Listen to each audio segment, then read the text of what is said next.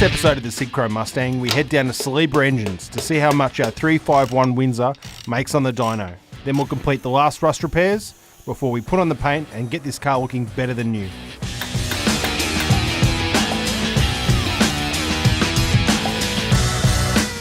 Right, we're down here with Mick at Sidchrome Engines. Motor is finished. We're ready to dyno today.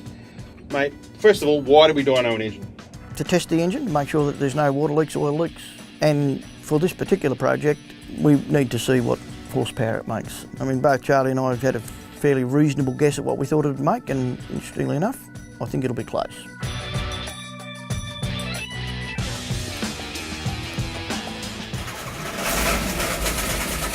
So what's been the process up till now?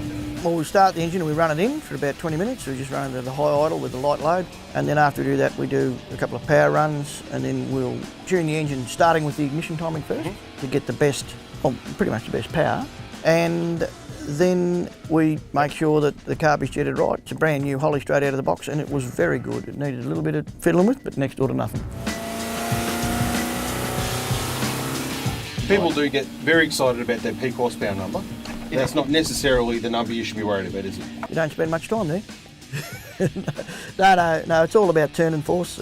Horsepower is torque, but for a road car, you need it to start low down. It's not much good if you've got no power at 2 and it comes on really tough at, say, 5, and you're on the limiter at 6. Like, not going to be much fun to drive. But this thing will be a tyre smoker. In terms of torque, what do you think this thing will do? I'm hopeful around the 440 foot-pounds at about 3.5. And I imagine that the peak power will be before 6, like maybe 5.5 or something. I think the first day we walked in here and Charlie pulled that horrible motor apart and it was full of gunk, he said, yep, 400. So we'll see how close he is to that peak figure today. You'll be surprised how close he'll be. Let's do it. At the end of the day, the little Windsor made a tad more power than Charlie predicted. 407 horsepower at 5,900 RPM. But the important figure is the torque. 427 foot-pounds at 3,900 RPM. So a really good motor with lots of strong bottom end power.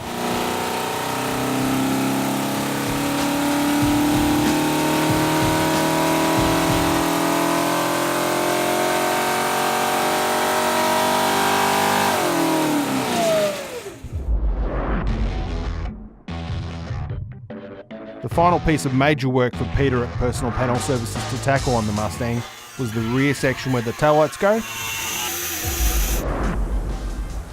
With that done, the car goes down to Darren, Phoebe and the guys at JRT.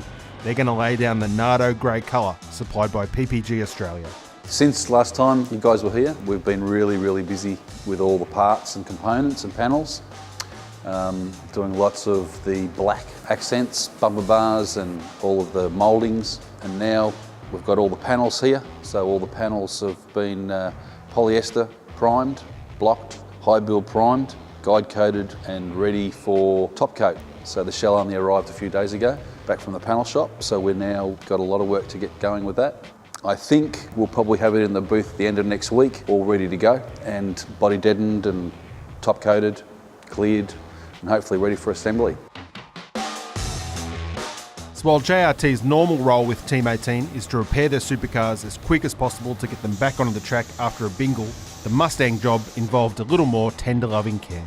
So when the car came back from Peter with all the amazing rust repairs, what's the process for you then to get to this stage? Well, we were lucky enough to actually have all the body panels before we got the shell back. So full polyester, prime, guide coat, we sat the panels.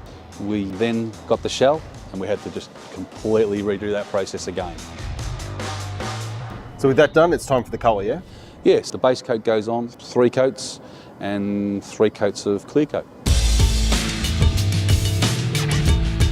I guess one of the crazy things about this build is normally the chroma would handle a lot of this work, but there's virtually no chrome on this car, so that's all up to you guys. Again, it's so much more work because every single piece of bright work on that car takes a lot of work to get that primed and make it stick nice. But anyway, all done and it's all sitting there at Team 18, all labelled and numbered, waiting for it to be thrown back on the card. So I guess the scariest thing for you now is this is going on a truck, back to a workshop, and the whole car is going to be built without the guards, without the bonnet, without the doors, and then all those things go on afterwards. They're going to be super careful, but things happen. It does happen. Yeah, it does happen. But once it is on its wheels and all the electrical and mechanical's done, then they can hang those panels on without everybody leaning over them and damaging them. We have 4 hours to get this Mustang to Team 18 to meet our timelines. You going to make it? We'll make it, we'll get there, no problem.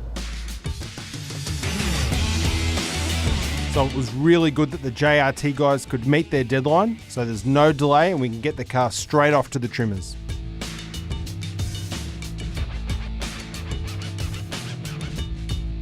The trim is being handled by the guys at Australian VW Performance Centre. They're going to handle everything between the hood lining and the carpet. They took care of both the Sidchrome Combi and the Sidchrome Cobra, and they're well used to this kind of custom build.